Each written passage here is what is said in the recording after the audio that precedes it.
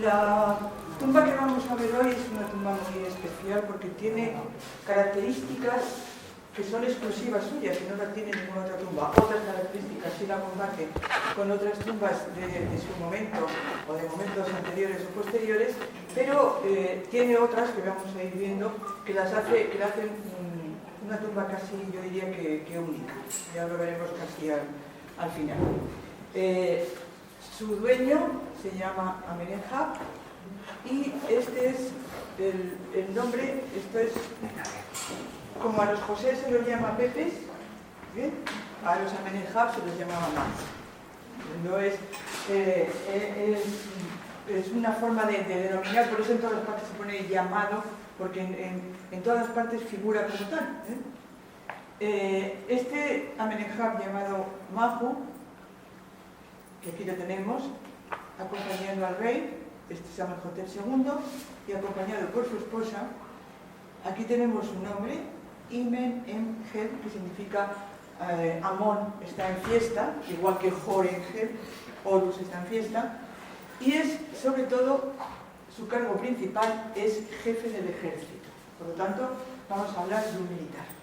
Pero también es niño del CAP. El CAP parece ser que es una institución, una especie de, yo iba a hacer guardería, pero no es exactamente eso, una especie de escuela dentro del palacio donde se educaban el príncipe, los nobles y también aquellos nobles que traían del extranjero como rehenes. Los egipcianizaban de tal manera que se convertían, después cuando llegaban a ser gobernantes, se convertían en aliados. Eso es lo que es el CAP, por eso se le llama niños del CAP. El título está, bueno, aquí como veis se ve muy bien, este es el ejército, que significa literalmente el jefe de los soldados, es decir, yo le he puesto jefe del ejército, pero es el jefe de los soldados, este es el símbolo del plural y este es un soldado, y este niño que se está metiendo la mano en la boca con esto que tiene debajo es el CAP. Bien, tan importante como él debió de ser su esposa. Su esposa se llama Baki, es Nevet Pep, la señora de la casa, Baki. Porque, ¿dónde me sale? Ah, aquí. Porque es Menat Nesu, es decir, es Aya real, es nodriza real, como lo había sido, como lo fue, bueno, como lo será después la más conocida de todas las nodrizas reales, que es la de Tutankamón, en la tumba la de Maya que tenemos en Saqqara.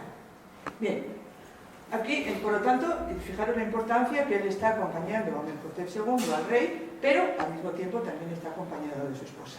Entonces, esto no es normal. Normalmente él es un militar, se pone junto al rey, pero en este caso el hecho de que su mujer sea nodriza real la hace tan importante casi como él. Bien, esta es su tumba, es la misma foto que vimos ayer. Entonces, su tumba está en la zona intermedia, igual que la que vimos ayer, igual que la de Amenemhat, está en esta zona intermedia, pero tiene el mismo tipo de planta, la planta que ya hemos visto, solo que esta planta es, digamos, más compleja. Porque la primera sala, que es la sala transversal, tiene pilares. Aquí se pueden ver los pilares. Ya sabéis que los pilares se hacían, como son tumbas excavadas en la roca, entonces esa es la parte de la roca que no se excava, se dejan como pilares. Tiene 6 pilares, 2 de ellos adosados, 2 de ellos no son exactamente pilares, sino que son pilastras, estos de cada uno de los lados, y en general todas aquellas tumbas que tienen pilares corresponden primero a tumbas muy grandes y en segundo lugar, si las tumbas son grandes quiere decir que el personaje es de gran importancia. Por lo tanto, el hecho de que tenga pilares suele ir unido a personajes muy importantes. Lo cual no siempre se cumple, porque más importante que Re-Mirá no había ninguno y Re-Mirá no tiene pilares, eso sí, tiene una sala longitudinal enorme. Bueno, por lo tanto, nos encontramos con una planta bastante más compleja en que la sala transversal es muy amplia y después de nuevo se repite el esquema. Una sala longitudinal atravesada por una sala, de nuevo por otra sala. Lo que sería, esto sería ya la capilla, esta es la parte pública y esta sería la capilla, pero que repite el esquema de las tumbas tebanas. Tiene además un gran patio. Allí está el patio dibujado, porque aquí perdemos bastante la perspectiva, porque está cogido de una perspectiva que no se aprecia el tamaño, pero el tamaño debía de ser bastante grande. Las mismas características que vimos ayer, aquí estaría el estelóforo que no conservamos, y en la parte de arriba, toda esa parte de arriba, es donde estaban los conos funerarios. Bueno, entramos en la tumba y nos encontramos de frente con los pilares, algunos de los pilares unidos entre sí, como este que tenemos aquí, con un dintel, y al fondo, estamos en esta sala, y al fondo tenemos la estela, el lugar normal, no lo que vimos ayer, es decir, hacer la de Amenemhat, que es extraña porque tiene las estelas colocadas en la entrada de la capilla. En este muro, nada más entrar, es decir, cuando nosotros entramos en esta tumba, lo primero que nos encontramos son los pilares o bien los muros que están enfrente. Entonces, lo normal es que en la parte de atrás estén representados los logros del difunto, en este caso es un banquete en el que está con la esposa, siempre con la esposa, porque es un personaje fundamental. Bueno, pasamos los pilares, todos ellos están decorados con ofrendas, con himnos, ¿sí? Porque ahora veremos lo importante que son los textos en esta tumba. Aquí está Amenemhat, la esposa y un príncipe, de nuevo otro himno dedicado al rey Tutmosis III, aquí himnos dedicados a Amenhotep II, allí al fondo hay una imagen de Amenemhat, y luego esto que le he puesto aquí correspondería al muro que tendríamos aquí, en el que está, es el que podemos ver, en el que está Amenhotep II con Amenemhat y con Baki, y aquí una representación de Tutmosis III y allí otra de Amenhotep II, los dos reyes para los que sirvió como jefe del ejército. Otra característica de la gente importante en cuanto a las tumbas, la representación del rey. Este, a falta de uno, tiene dos. Tiene a Tutmosis, que es con el que va a trabajar fundamentalmente, y después a Amenhotep II. Su madre, su esposa, había sido la nodriza de Amenhotep II. Por tanto, otra cosa que nos da la categoría del difunto es el hecho de que el rey, en este caso dos reyes, están representados. La semana que viene, cuando veamos la tumba de Kenamón, veremos que también es un personaje muy importante y también está representado el rey. Mientras que el último, el Yeshel-Karasener, allí no vamos a encontrar, porque no es un personaje de la categoría, digamos, de la categoría social que tienen estos dos que estamos viendo. Este y el que vamos a ver Kenamón la próxima semana. Bueno, aquí está, la tumba está muy machacada, pero ya sabemos porque se llamaba Amón, tenía el nombre de Amón, fundamentalmente fue por eso. Entonces, aquí tenemos la representación del segundo de los monarcas, Amenhotep II. Generalmente se lo representa con la corona Geperesh, que es la corona, a veces llamada la corona azul, aunque en este caso, en ninguno de los casos no encontramos que sea azul, es el casco de guerra, para entendernos, más o menos. Es esa especie, debía ser metálico y tenía una decoración de redondelitos. Pero lo que nos interesa es esto. Este es Tutmosis III, está colocado justamente en este muro, de tal manera que cuando uno entra en la tumba, lo primero que ve son los reyes, a la izquierda Amenhotep II y a la derecha Tutmosis III, y delante de Tutmosis III el propio Amenemhat y este enorme texto, que ahora llega mucho más para allá, que es la autobiografía de Amenemhat. La autobiografía es interesantísima desde todos los puntos de vista. No es el único sitio donde hay autobiografías. En general las autobiografías son muy interesantes, las encontramos en las tumbas desde el Reino Antiguo, pero en el Reino Nuevo ya tenemos un precedente de este, que es la tumba de Ineni, en la que cuenta todas las obras que hizo para Tutmosis I. Luego hablaremos también de Ineni porque veremos que cuando hay biografías hay coincidencias. Entonces, esta es una biografía larguísima en la que cuenta todas las batallitas en las que estuvo con Tutmosis III. El problema con esta inscripción, que está bastante completa, es decir, debía de haber algo más aquí abajo, el problema es que no sigue un orden cronológico. Da la impresión de que estaba en las últimas el pobre y entonces estaba dictando sus memorias a alguien que lo estaba escribiendo, y entonces parece que las cuentas según le van viniendo a la cabeza. O sea, eso es lo que te da la impresión cuando se lee tal cual. Lo que pasa es que yo la voy a poner ordenada porque afortunadamente tenemos un referente que son los anales de Tutmosis III, que están en el Pinono VI de Karnak y también en parte en el Museo del Louvre. Entonces, gracias a esos que sí que están ordenados, bueno, sí que estaban ordenados, lo que pasa es que como los desprendieron de la pared y luego los volvieron a colocar, pues ahora los han colocado desordenados. Pero que, claro, los que lo colocaron no sabían leerlo, entonces ahora mismo no siguen el orden, pero sí que lo seguían.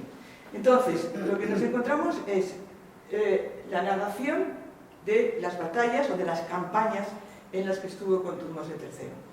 Recuerdo que Tutmosis III es el rey conquistador por excelencia, es decir, el gran imperio, la época del imperio. No se puede decir, la única vez que podemos decir realmente imperio es con el nuevo.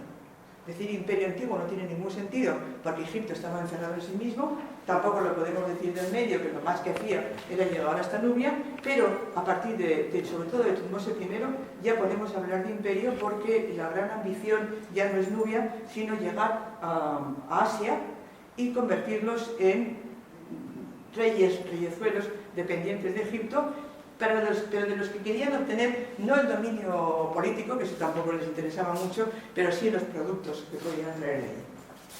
Por tanto, vamos a ver, no voy a leer el texto por supuesto, solamente lo he puesto para que, solamente son trocitos. La primera campaña que nos cuenta es la campaña número 8, de las 11 o 12 que hizo. Nos habla de la campaña número 8 que se hizo en el año 33 del reinado de Tutmosis III, hacia 1457, y esta es una batalla, una campaña que se llevó a cabo contra el reino de Mitanni, también llamado Nahar. Mitanni lo llamamos nosotros, lo llamaban ellos. Para los egipcios era Naharina. Toda esta zona que tenemos aquí. Todo esto es Mitanni o Naharina. Aquí lo pone. Bueno, ¿cómo fue esta campaña? Esta campaña fueron en barco desde el delta. En ese barco llegaron hasta aquí, hasta el puerto de Biblos, lo que es el actual Líbano, hasta el puerto de Biblos. Después fueron por tierra, el ejército marchó por tierra y llegó hasta aquí, el país de Amurru, concretamente a una zona que se llamaba la colina del Enebro y que estaba junto a la preciosa ciudad de Alepo y de la destruida, lo que hoy es Siria. Entonces, este es el lugar en el que se desarrolla la campaña octava, y después llegó hasta el Éufrates, que era como el no va más, es decir, el llegar hasta el Éufrates, porque antes Tutmosis I ya había llegado al Éufrates. ¿Y qué había hecho en el Éufrates Tutmosis I? Puso una estela muy curiosa en la que dice: este es el río que va al revés. Claro, él está acostumbrado al Nilo, que va de sur a norte, y de repente se encuentra con el Éufrates, que va de norte a sur. Entonces dice: este río va al revés, y lo ponen la estela. Entonces, para hacer una especie de homenaje a su abuelo, un homenaje a su abuelo, él también coloca una estela en el Éufrates. El Éufrates siempre ha sido como la ambición de todos los conquistadores de esta zona en llegar. Después les pasó con los romanos. Los romanos también, como le dieron la paliza en el Éufrates, después ya no se atrevieron a volver, y fue nuestro Trajano, digo porque es nuestro, porque era de Sevilla, y fue nuestro Trajano el que atravesó el Éufrates.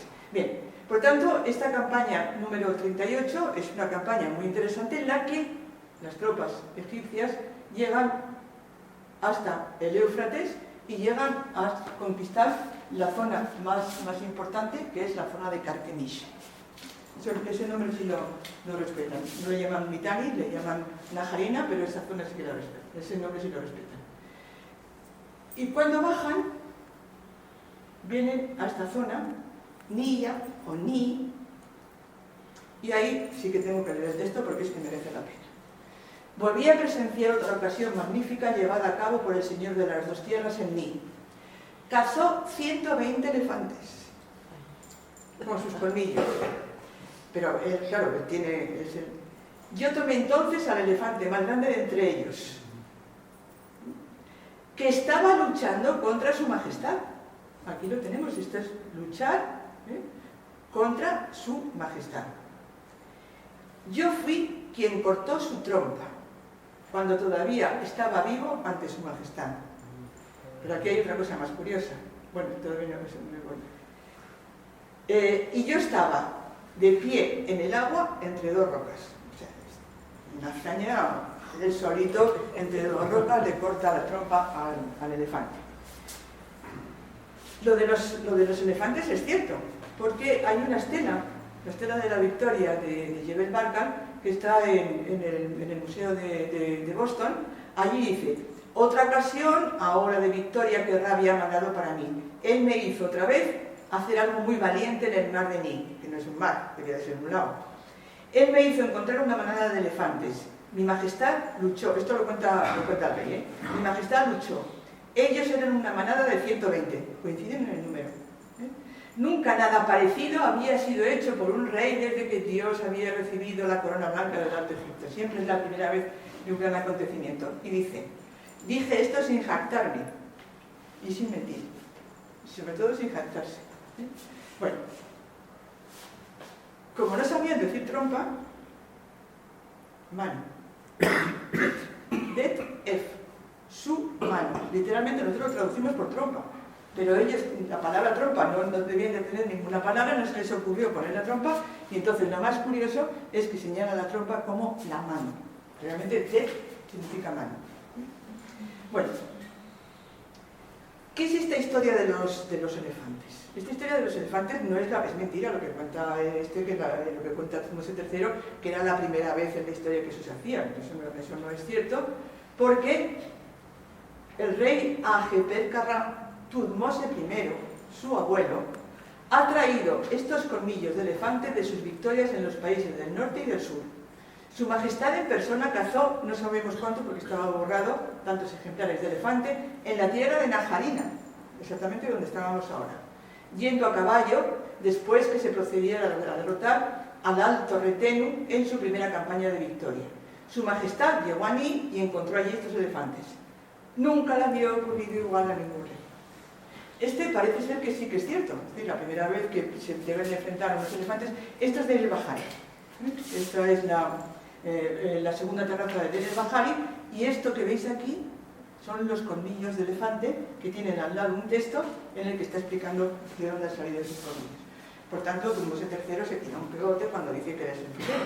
Primero había sido ya su abuelo, que igual que había sido el primero que había puesto una estela en el río.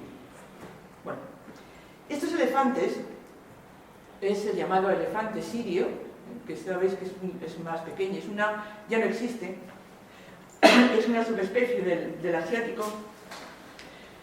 Digo, mira, tiene 5 metros por 4, o sea que tampoco es que sea una cosa diminuta. Y lo que dice Marc Gabolde, los Gabolde son dos, es un caso curioso, son dos hermanos gemelos y los dos son egiptólogos, Marc y Luc Gabolde. Entonces, Marc Gabolde lo que dice es que esto de que 120 elefantes, que es no es verdad, sí que es verdad, pero que eran reservas que tenían los reyezuelos de Asia.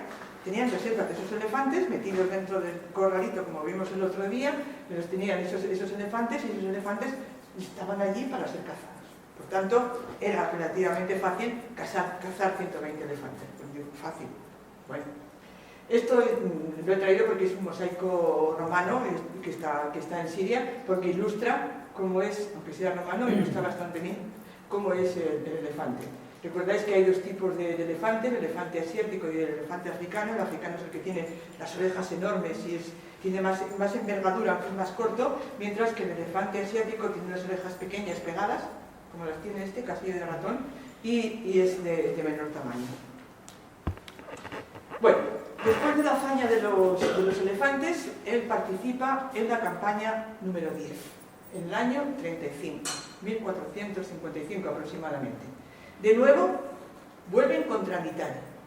¿Qué significa eso? Significa que la campaña octava que hemos visto, no fue un fracaso, pero realmente no consolidó el poder de los egipcios en Najarina, cerca de Alepo. De nuevo vuelve a Najarina y establece lucha en Arana, cerca de Alepo.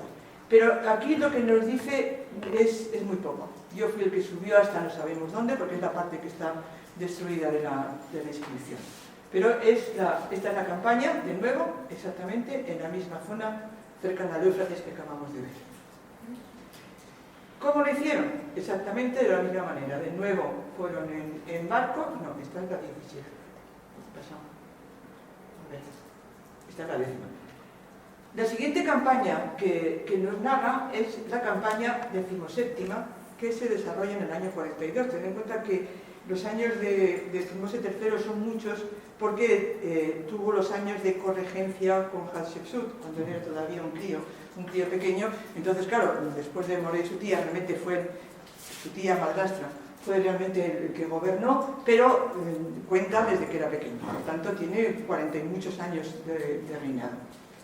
Bien, en esta campaña, de nuevo van en barco. Bueno, es mucho más fácil que atravesar todo el Sinaí, por lo que se llamaba el Camino de Horus.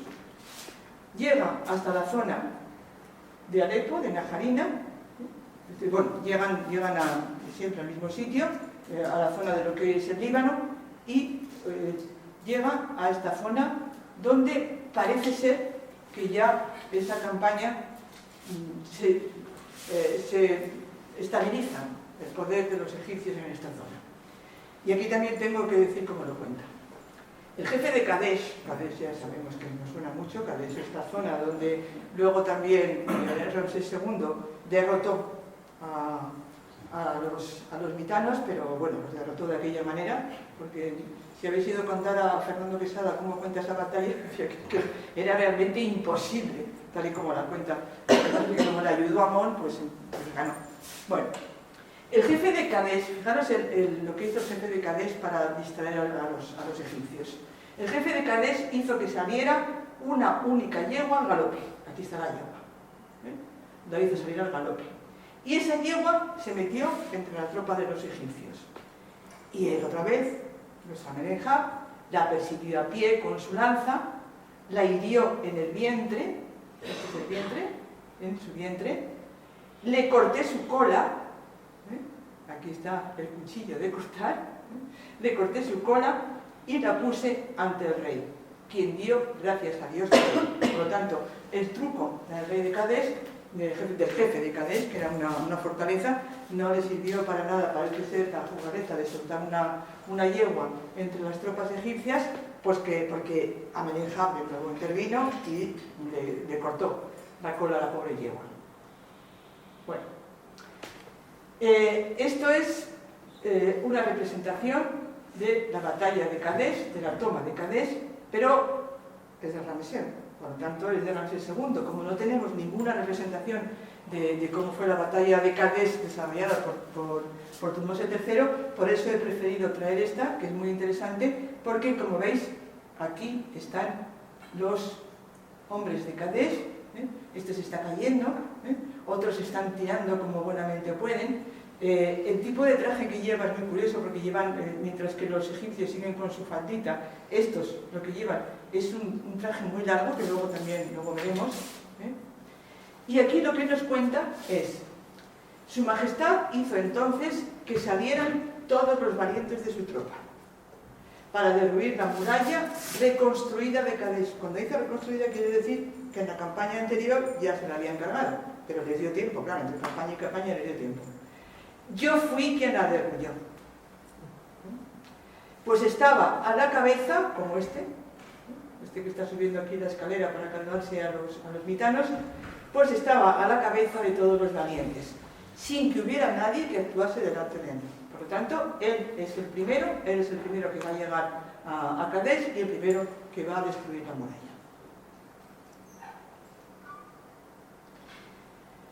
¿Cómo era este ejército? Así, a grandes rasgos, porque del ejército se han escrito libros enteros.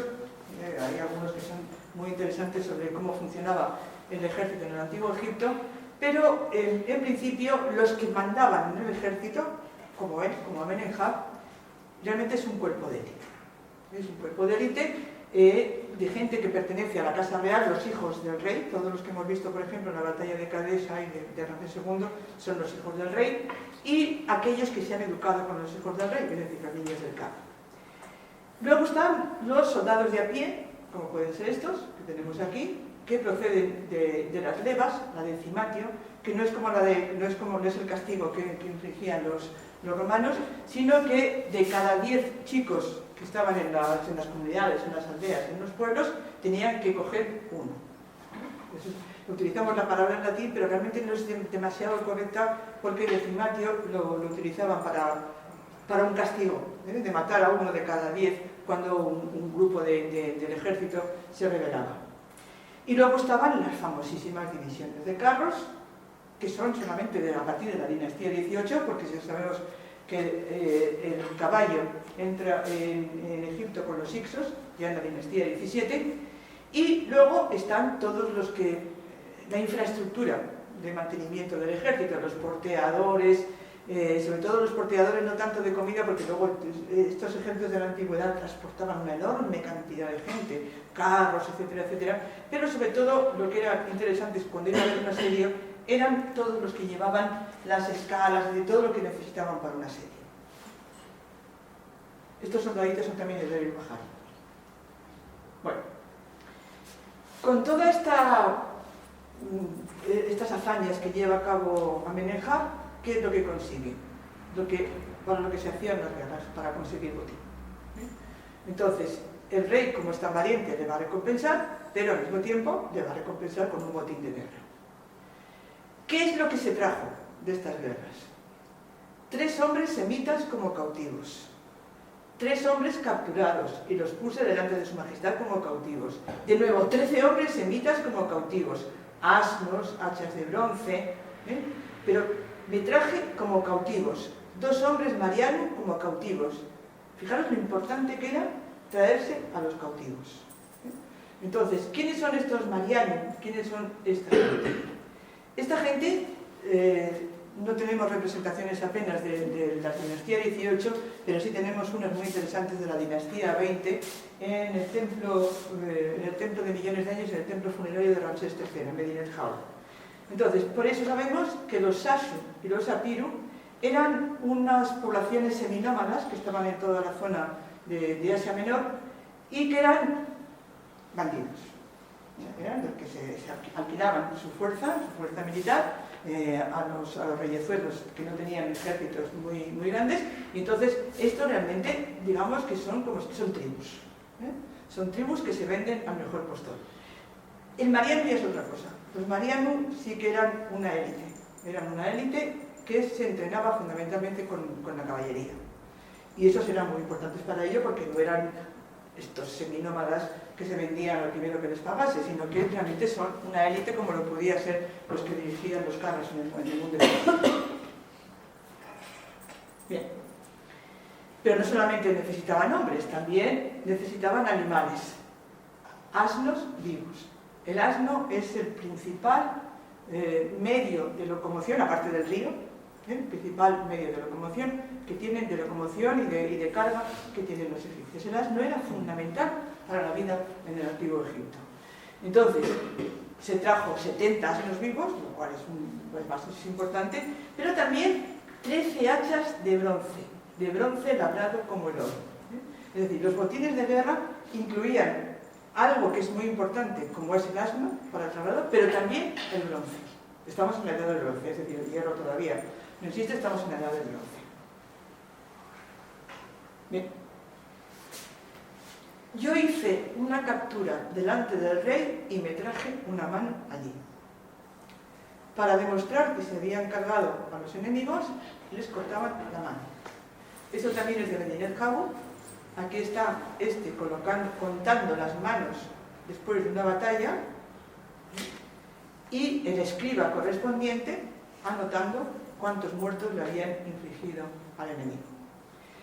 Cuando esto lo sabíamos así, porque lo están diciendo siempre, la mano y le cortan la mano, no sé qué, entonces tenemos testimonios como este. Esta es la famosa caja de Tutankamón, y si nos acercamos, veis como este le está cortando la mano a un enemigo. Por tanto, ahí tenemos ya algo gráfico que nos dice que realmente les cortaban la mano al enemigo, pero esto podría ser una de las muchas cosas de nadie más antes había hecho semejante cosa. Como no había, hasta hace muy poco tiempo, no había constancia, hasta que, de nuevo estamos en Avaris, en Tereldava, el equipo austriaco que está trabajando allí ha encontrado 16 manos derechas enterradas. Aquí tenéis, las manos están solidificadas de alguna manera. Ha encontrado 16 manos, y siempre son las manos derechas. ¿Qué significa eso? Que es verdad. Sí, que es verdad que le cortaban la mano al enemigo. Claro, la trampa es, sí, le podía cortar las dos manos, entonces tienes el doble de enemigo, pero no. Está claro que debían de ser honrados, porque las 16 manos que han encontrado en Avaris son todas manos derechas. Por tanto, esto lo único que hace no es un botín de guerra, lo único que hace es demostrarle al rey la gran cantidad de gente que se ha cargado en esa batalla. Bueno, yo me traje 2 hombres marianos como cautivos, los puse ante el rey, y entonces el señor de las 2 tierras, Tutmose, gobernante de Tebas, que viva por siempre, él me concedió el oro del valor ante toda la gente. He traído la escena más bonita de, yo creo que hay en todo Egipto, de la escena más bonita que hay de imposición del oro del valor. Que son estos collares, que este es Horemheb, si no lo había dicho, es de la tumba menfita de Horemheb, aunque esto no está in situ, esto está en el Museo de Leiden. Entonces, la enorme cantidad de collares que lleva, y estos 2 que se la están poniendo, más todos los collares que le están esperando aquí. Pero es que Horemheb también era Horemheb, no era cualquiera. Entonces, aquí estaría el rey, en este caso sería Tutankamón, y le están colocando los collares, que es una de las recompensas más importantes. El oro estaba ligado siempre al valor. Bueno, pero ¿qué otras cosas había relacionadas con el valor? El oro, fundamentalmente el oro, y las moscas. Las moscas son una condecoración, para entendernos. Es decir, las condecoraciones en el antiguo Egipto eran las moscas, aunque este es un collar de una mujer, ¿no? Este es un collar de Ajotep, le dio muy valiente también en la guerra porque le dieron un collar con moscas. Entonces, el oro es lo que es importante. Si además tiene forma de mosca, eso quiere decir que además es una condecoración. Pero también, como dice él, relación, un león, 2 pectorales, 2 moscas y 4 aros del mejor oro, fundamentalmente. Pero también él me concedió oro del premio y también plata. La plata era muy valorada porque escaseaba. El oro lo traían de Sudán, lo traían de Nubia.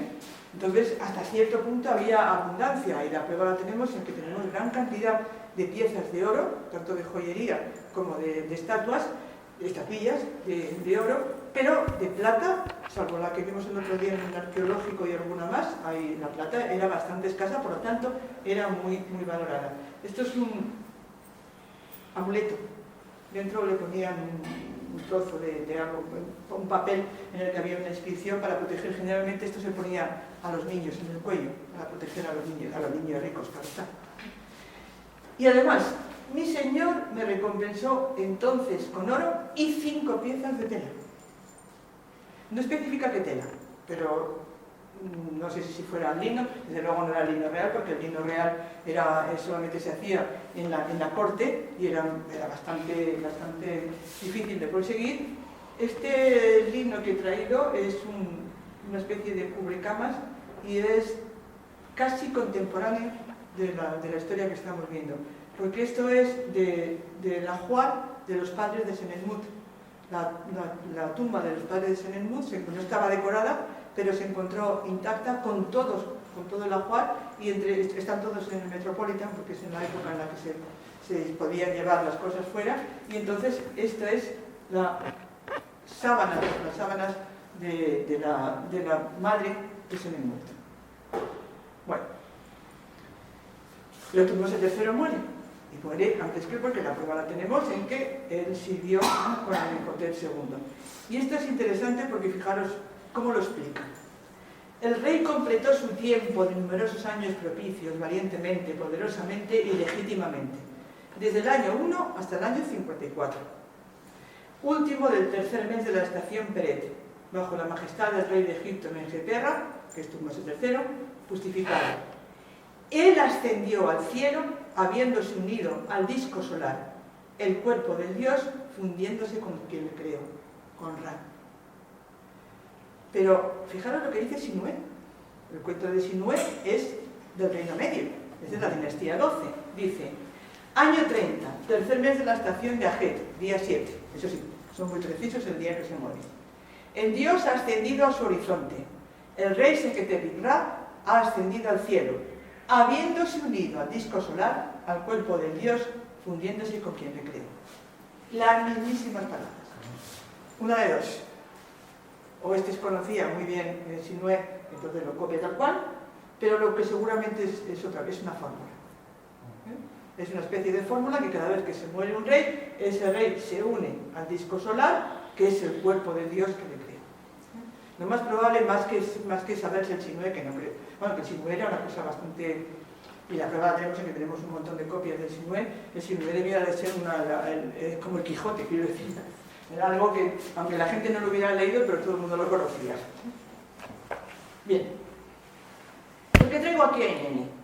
Esta es lo que queda, un poquito del trozo, porque aquí queda algo más de la estela de Ineni, en la que Ineni nos cuenta todas las construcciones que hizo para Tutmosis I.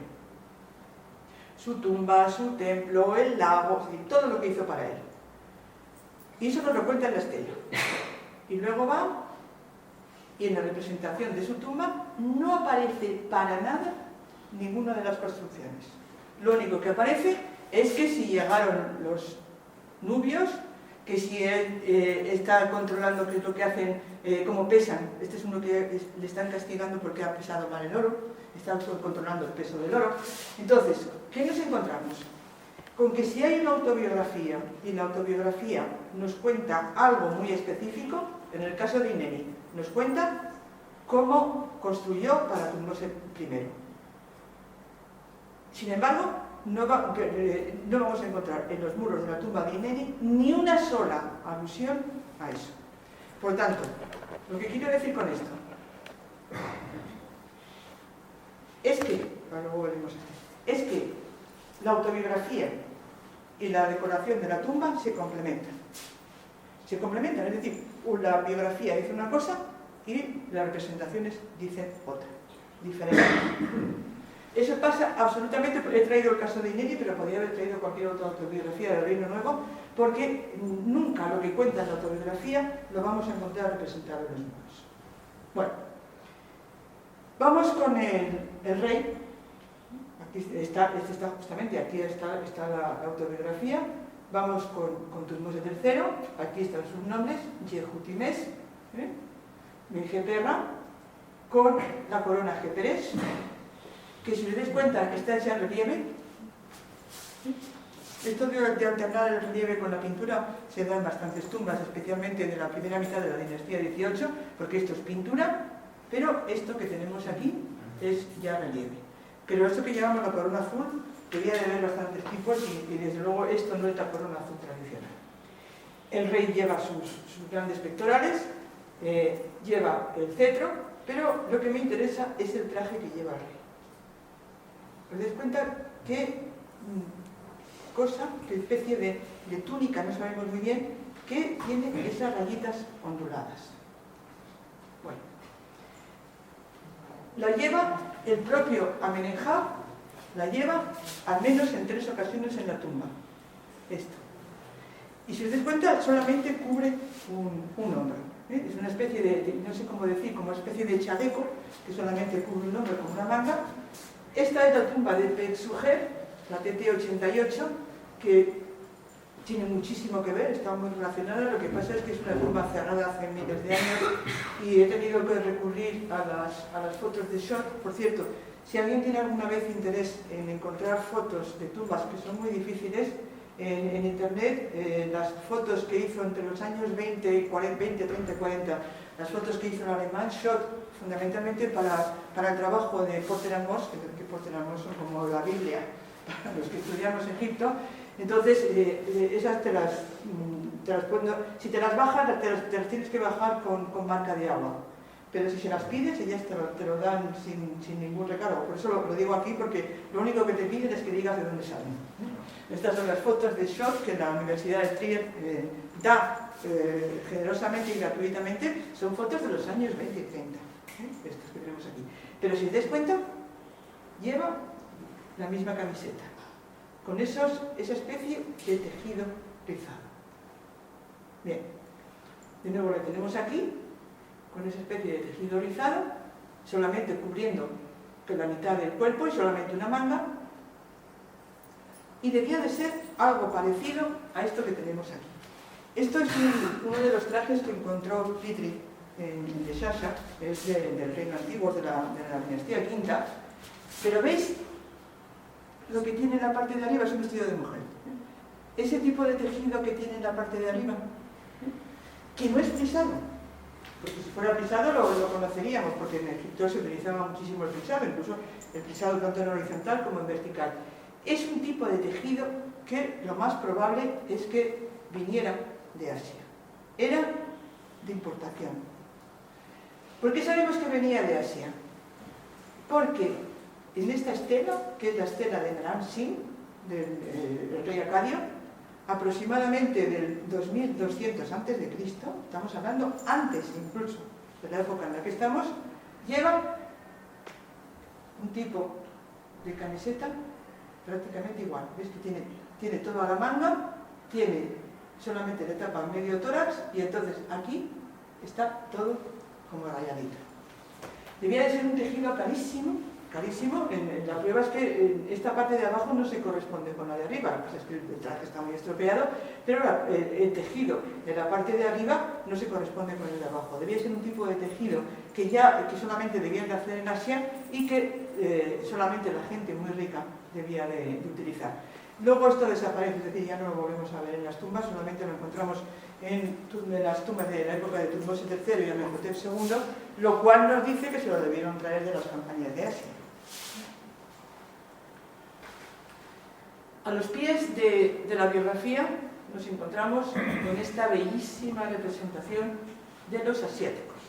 Claro, tiene que hablar, ayer hablé de los Keftiu, del medio del mar, ahora vamos a ver a los asiáticos, porque al fin y al cabo es contra los que luchó Amenhotep.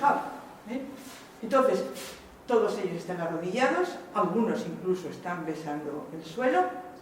Los que están de pie llevan niños para que se eduquen en Egipto. Esto no es una cuestión de esclavitud. Llevan niños y niñas que se van a educar en Egipto. Solamente hay hombres. Ayer en el caso de Tuseramón veíamos que también había mujeres. Y estos están todos tirados en el suelo y le traen al rey una gran cantidad de presentes, besando el suelo por quien ha aparecido en Tebas, que ha aparecido en Tebas es el rey, es Tutmosis III. Sus productos sobre sus espaldas, que les llevan turquesas, plomo, vino, telas, bóvidos, incienso. Y entonces, ¿qué le piden al rey? Que los dejen paliar una vez y que ellos a cambio le van a dar lo que les pida pero fijaros cómo lo dicen, se han presentado para que se les conceda el aliento de vida a sus narices. Sabéis que la vida se insuflaba por la nariz. Entonces, todos los jefes del Alto Retenu, el Retenu es Asia, o sea, sobre todo el Asia del Norte es el Retenu, Keftiu, Menus y todas las demás tierras extranjeras reunidas dicen: cuán grandes son tus poderes, oh rey victorioso, soberano, amado de Ra. Has provocado el respeto, respeto a ti en todas las tierras llanas, el terror hacia ti por todas las tierras altas. Míranos, estamos bajo tus sandalias. Eso de estamos bajo tus sandalias es... Sabéis que las sandalias, sobre todo las de Tutankamón, que son las más conocidas, lo que tienen es un nubio o tienen un asiático, de tal manera que estaba siempre pisándole la sandalia. Bueno, vamos a ver a estos asiáticos, que son realmente una preciosidad. Lo que veíamos ayer, el rasgo característico que siempre sacan de los asiáticos es la nariz aguileña. Cuando representan a un asiático, sea hombre o mujer, pero sobre todo si es hombre, siempre lo representan con la nariz aguileña. En algunos casos con los ojos azules, no en este caso. Con el pelo largo siempre con barba. La barba sí la llevaban los antiguos egipcios, pero era muy raro, generalmente se afeitaban, pero todos los asiáticos llevan barba, y fijaros cómo vuelven a recalcar el tono rojizo del pelo, como lo veíamos también ayer. Pero lo más curioso es el tratamiento de los trajes. Todos llevan esos trajes largos que también veíamos en la batalla de Kadesh, y esos trajes largos que están adornados con esta especie de cordoncillos, porque son todos iguales. O sea, me da lo mismo. Luego el cordoncillo puede variar.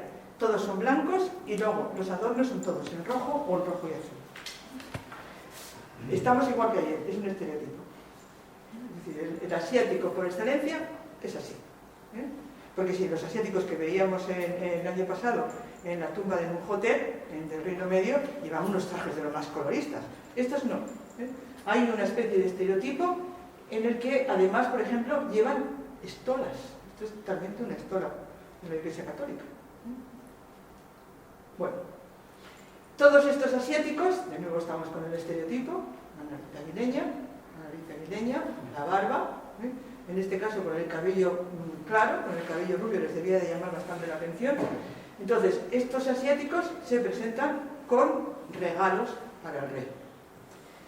Y el contraste desde el punto de vista artístico que aquí vemos. Así como las figuras están perfectamente, vemos el dibujo, especialmente en los trajes, fijaros cómo en las vasijas es como si hubiera dado directamente el color, como si el dibujo o ha desaparecido o realmente no utilizaban el dibujo, porque aquí lo único que nos queda es una especie de rayitas, así, simplemente para indicaros por dónde debería de ir, y todo el resto está hecho directamente con el color aplicado sobre el muro, bueno, sobre el revestimiento del muro. Bueno, que no me parecen preciosos. Llevan niños y niñas, cuando son más mayores van de pie, es una niña, evidentemente por el pelo. Aquí tenemos otra niña que la llevan en brazos, otro que llevan en brazos, con la coleta. Así como el distintivo de los niños egipcios es la coleta lateral, parece ser que el distintivo de los niños y de las niñas, sobre todo de las niñas, este también tiene una estola, de las niñas es la coleta en la parte de atrás. Igual que llevaban las bailarinas del Reino Medio y del Reino Antiguo esas coletas largas que luego movían así, porque terminan generalmente en una bola, debían de utilizarla como para jugar, mover la cabeza. Algunos incluso llevan una especie de diadema para sujetar el pelo, pero el pelo a veces es corto, a veces es largo, pero es una repetición. Y lo de las barbas rojas les debería de tener absolutamente alucinados, porque en todos ellos aparece la nariz aguileña y las barbas rojas.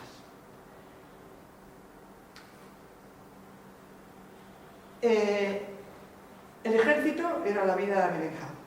Por lo tanto, en su tumba, aunque él no cuenta, en su autobiografía, cuenta las campañas, pero no cuenta cómo funcionaba el ejército. En los muros sí que nos va a poner cómo funcionaba el ejército. Esto es una de las dependencias, generalmente donde se guardaban los víveres en el ejército, y estos que tenemos aquí son sus soldados.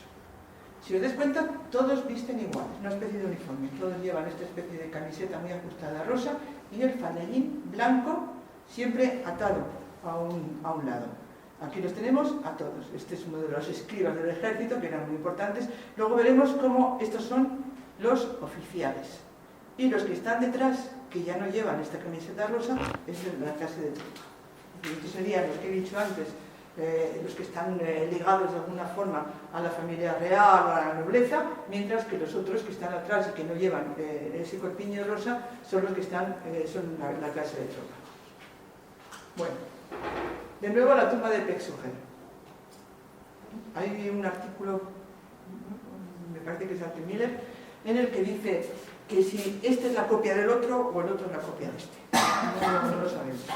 Lo que sí sabemos es que están hechos a la vez, es decir, que son exactamente de la misma época, pero si te das cuenta nos encontramos exactamente con, está muy estropeada, pero nos encontramos exactamente con la misma representación que acabamos de ver. Carecemos del color, pero la situación de los soldados de tropa y de la élite del ejército está situado exactamente igual, incluso esto que tenemos detrás.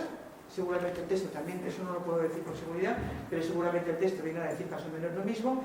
Entonces hay dudas de cuál es cuál, o que lo hizo el mismo, evidentemente, lo hicieron los mismos artistas. Bueno, para que lo podamos ver más de cerca, aquí tenemos el escriba, los oficiales y la clase de tropa. Muchos más, y unos colocados detrás de otros. En esta parte de aquí tenemos estos que están besando el suelo y este tiene un palo en la mano. Ha sido interpretado como un castigo. Yo no lo tengo tan claro. A mí me parece mejor que este está besando el suelo ante su oficial y el otro tiene la mano en la boca. Y la mano en la boca en el antiguo egipcio significaba que se está jurando algo. Cuando tenían que delimitar lo vamos a ver en la última clase, cuando tenían que delimitar los bordes de una tierra después de la inundación y tenían que jurar que llegaba hasta allí, se ponen la mano en la boca. Entonces a mí no me parece, aunque viene en muchos sitios como una escena de castigo, a mí no me parece tanto una escena de castigo como el hecho de que están rindiendo pleitesía a su oficial. Bueno, ¿qué más escenas de militares tenemos en las tumbas tebanas? Pues tenemos, que ya es la más famosa de todas, que es la tumba de Serhat, la 56. Este, de nuevo, está haciendo lo mismo y no parece que tampoco sea una escena de castigo. Esta sería la clase de tropa, esta también, ante el oficial. Curiosamente, y esto pasa también en la tumba de Horemheb, los oficiales son más pequeñitos que la clase de tropa. Aquí tenemos el comedor del que están comiendo. Bueno, comiendo. Recuerdo una cosa, nunca se ve comer a los egipcios salvo en la época de Akenatón. Están en los banquetes, tienen esas repletas de comida, pero nunca comen, salvo en la época de Akenatón, en que sí se los ve comer. Recordad esa escena de Akenatón metiendo el diente a un pollo. Entonces, estos están en actitud de comer, y estos lo que están haciendo es, aquella caseta que veíamos, están metiendo los víveres dentro de la caseta. Es verdad que el castigo existía, porque si no, ¿para qué lleva un látigo? Y en la parte de abajo, no sé si lo he traído. Ah, sí lo he traído, sí. Y en la parte de abajo, la escena más curiosa de todas. El peluquero. Les está cortando el pelo. Estos están aquí dormitando debajo del árbol, y entonces aquí tenemos a los dos peluqueros que les están cortando la cabeza. ¡Uy! Les están cortando todavía, les están cortando el pelo, porque claro, me imagino, bueno, sabéis que los antiguos egipcios lo que llevaban eran pelucas, llevaban la cabeza rapada, y no solamente los sacerdotes, sino que en general llevaban la cabeza rapada y sobre ella se colocaba una peluca. Eso es una cuestión de pura higiene. Evitaban los piojos, así de claro.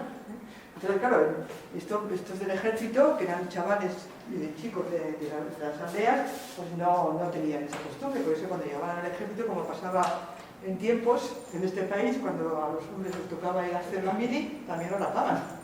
¿Sí? Entonces, esto es lo que hacían también en el ejército egipcio. Bien, seguimos con nuestro Amenemhat para que veamos esta escena. Como veis, yo creo que clarísimamente esto no es un castigo, este no lo está dando con el palo, y que este tiene la mano en la boca. Y luego, la aparición de los caballos y esto, que es un estandarte. Llevaban gran cantidad de estandartes. No eran muy grandes, no eran como los romanos que llevaban aquellos estandartes enormes, no. Son estandartes pequeñitos. Bueno, esta es la de Pesujer. Y estos en concreto son nubios. Porque en el ejército del Reino Nuevo hay siempre batallones de nubios. Mercenarios, no mercenarios, llamadlos como queráis, pero batallones de nubios a los que distinguimos con una cosa muy clara. Y es que llevan esta faldellín con una especie de reloncillo. No son exactamente arqueros, porque los arqueros nubios eran muy valorados, pero no son exactamente arqueros porque ninguno está representado con arco. Pero esta es la tumba de Pesujer, esa que dicen que cuál es la copia. Estos son nubios. Llevan la misma redecilla, están hermosotes, está claro que esto mucho ejercicio no debían de hacer. Y lleva un estandarte en el que hay dos luchando. Son nubios, como lo son los otros, llevan el pelo de manera diferente a como lo llevan el resto de los egipcios. Y esto es de la tumba de Chanuni. Chanuni es ya de la época posterior, es del reinado de Tutmosis IV, del último que vamos a ver, y era también militar, porque de la época de Tutmosis IV tenemos al menos 5 tumbas de militares. Este es también un militar, y estos son los nubios del ejército de Tutmosis IV. Pero lo he traído sobre todo para que veáis cómo coinciden, ya pasados ya 80 o 90 años, coinciden como las tropas nubias, solo que estas están mucho más hermosotas, llevan este tipo de taparrabos con una redecilla, pero estos tienen además un estandarte. Bien, más estandartes. Este lo lleva, lo que pasa es que lo tiene inclinado.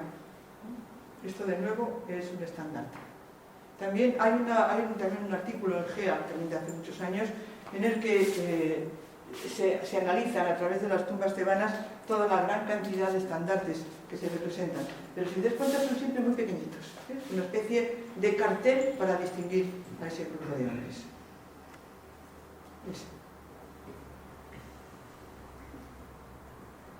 Bueno, vamos a ver la esposa. Aquí. La que está aquí representada, aquí y aquí. Esta es la escena que hemos visto antes.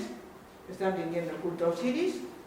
Es Amenhotep II, seguido de Amenemhat y su esposa.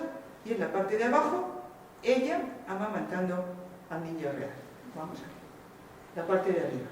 La parte de arriba es la que he utilizado al principio para que pudiéramos ver el nombre de los dos, de ella y de Amenemhat. El de Tutmosis, el de Amenhotep está claramente aquí metido entre los cartuchos. Pero lo que me interesa es esta escena. Esta escena porque está amamantando al niño, un niño ya crecidito, de pie. Y esta no es la forma en que se representa a las nodrizas reales. Esto es realmente extraño. Es extraño, bueno, y quería recalcar aquí una cosa, lo bien que le salen las transparencias. Estas sobrefaldas que llevaban, como la transparencia la hacen de una forma muy simple. Le dan una pequeña capa de blanco y con lo cual el rojo característico de la piel de los hombres se convierte en un rosa muy clarito. Y sabemos que llevan una transparencia. Bien. Nos recuerda más al tipo de amamantamiento que se da de carácter real. Es decir, la diosa amamantando al faraón. Cosa que está en el Reino Nuevo desde la época de Tutmosis III. Este es uno de los textos de Ramsés II, es de Beit el-Wali, en el sur, en Nubia. Y entonces, esta es la forma en que se representa el amamantamiento de una diosa al faraón para transmitirle su carácter divino.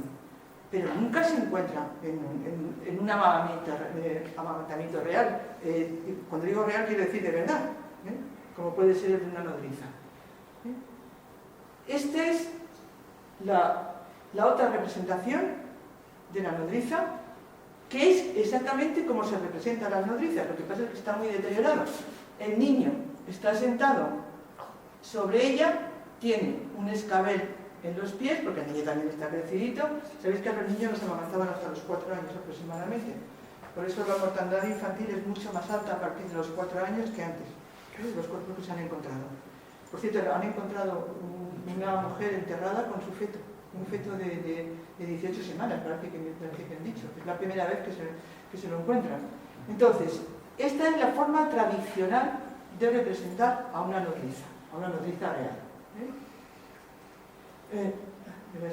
Bueno, la nodriza va enjollada, tened en cuenta que era importantísimo, o sea, es una nodriza del rey, incluso hacía que fueran hermanos. Vamos a hablar también de Kenamón, que también hay una nodriza real.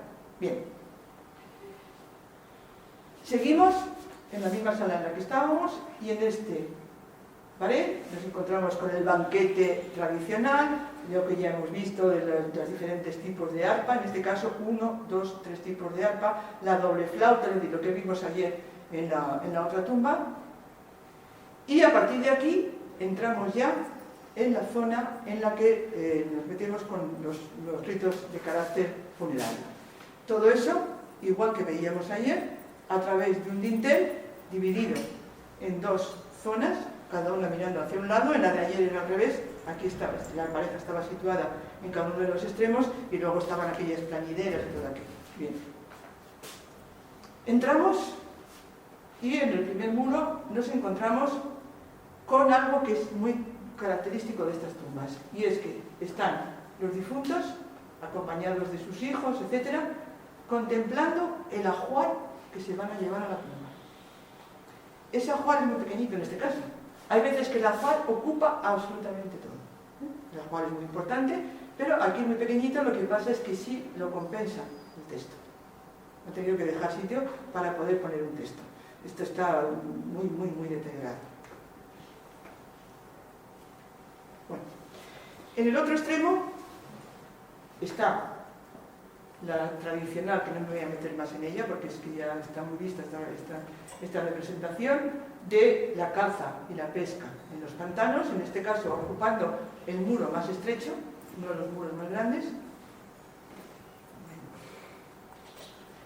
Y he puesto esta de ayer para que hagamos una comparación de la calidad de los artistas. Este no hace más que repetir el mismo pájaro una y otra vez. No tiene ninguna imaginación, ni se ha molestado. Si lo comparamos con la de ayer, en que ningún pájaro se repite, y que además, por cierto, Mercedes no estoy, Mercedes me dijo ayer que no era una mariposa, lo que ayer enseñé, que es un coleote. Y Mercedes es entomóloga, así que me quedo que dice. No era una mariposa. Entonces, esta que tenemos aquí de ayer, entre el colorido, el abultamiento, etcétera, si lo comparamos con esto, realmente es una magnífica obra. Por eso decía, ayer lo resalté y la quiero comparar con esta porque es muy pobretona. Bueno, y otra escena muy característica es la pareja contemplando el jardín, contemplando su jardín. Ese jardín, preciosísimo. Aquí sí que utiliza los verdes. Recordáis que ayer eran azules, aquí sí que utiliza los verdes. También en algún caso casi un azul. Este es el estanque que está en el centro, visto desde arriba, como si lo estuviéramos viendo desde un dron. Entonces, y los árboles colocados en esa perspectiva tan característica, pero que lo entendemos.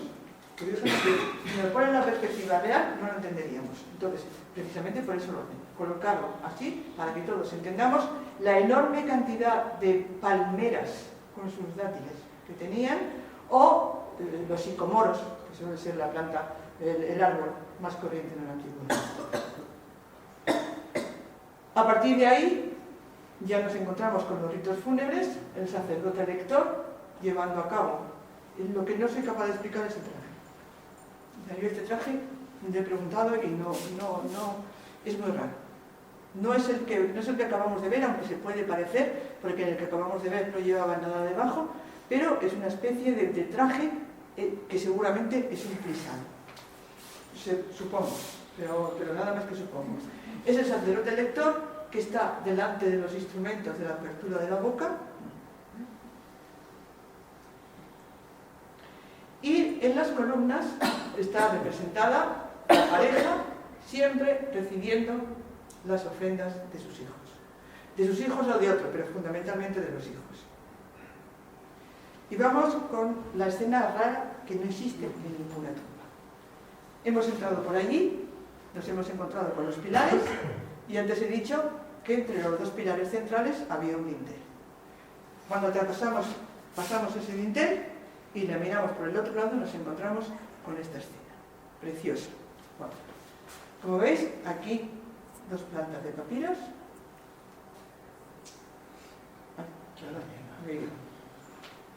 ¿Qué está pasando aquí? Está Amenemhat luchando con una hiena. Eso no lo cuenta en la biografía, nos cuenta lo del elefante, nos cuenta lo del caballo, nos cuenta todo, pero no nos cuenta que luchó con una hiena.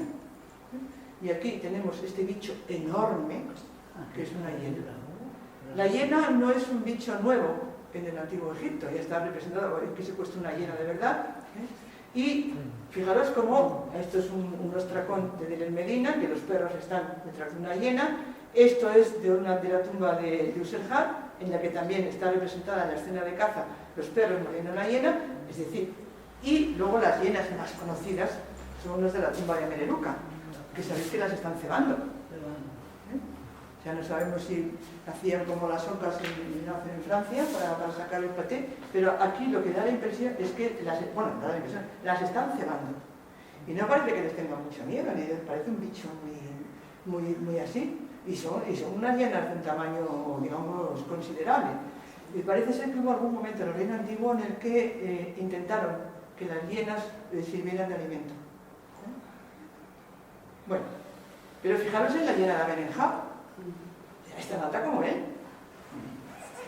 Tiene unas orejas que no se corresponden con las orejas, exactamente con las orejas de la hiena. Tiene unas orejas muchísimo más grandes, casi como de un burro. La cola es muchísimo más grande también. O sea, la cola de las hienas no tiene estas dimensiones.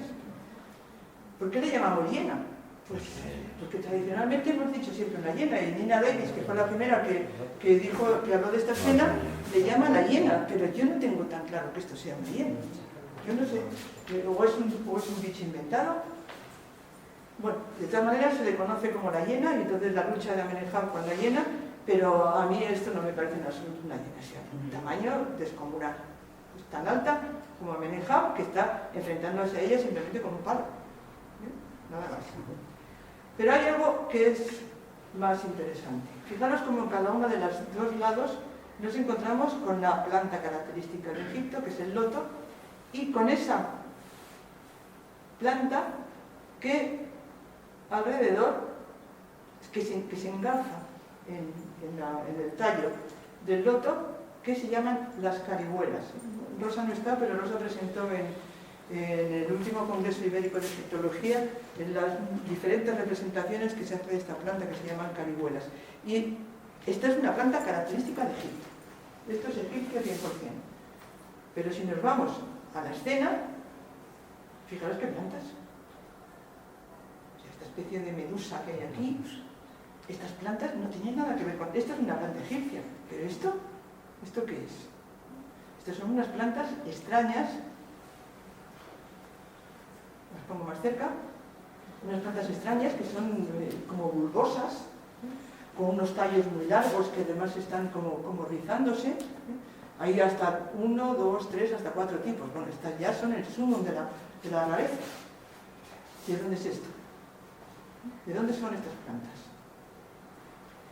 En Karnak, una vez pasado el Akmenú, bueno, en el mismo Akmenú, una vez pasado en la parte principal del Akmenú, hay una serie de capillas y en una de ellas está representado lo que se llama el jardín botánico.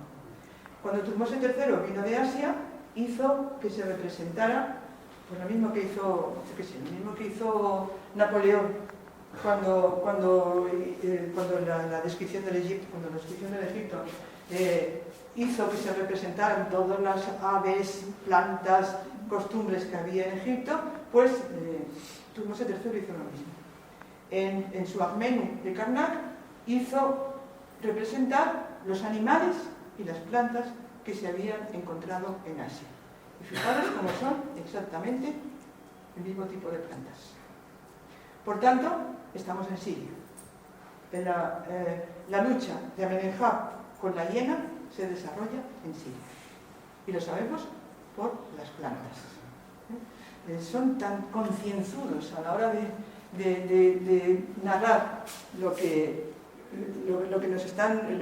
Es una narración enormemente concienzuda, de tal manera que las plantas que tenemos aquí son las mismas plantas que se representan en el Jardín Botánico del Tutmosis III en Karnak. Bueno,